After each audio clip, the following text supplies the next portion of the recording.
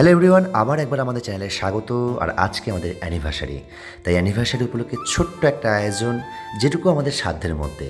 দেখতেই পাচ্ছ, শুধু ফুল দিয়েই আমরা চেষ্টা করেছি যেটুকু পারার। তোমরা বলো কেমন লেগেছে আমাদের ডেকোরেশন। আর এই যে কেক, এই কেকটা কিন্তু সবার খুব ভালো লেগেছে। তোমরাও জানিও কেকটা কেমন লেগেছে। আর মোহনকে দেখতে পাচ্ছি এসে গেছে, বাবুদাও এসে গেছে, এদিকে জেঠু এসে গেছে, আর এই যে অনিন্দিতা কিন্তু রেডি। আর এবার আমরা ফটোশ্যুট করলাম কয়েকটা।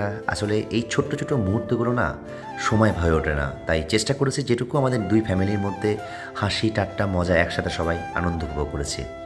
গোলাপ দিয়ে প্রেম বিতরণ করলাম।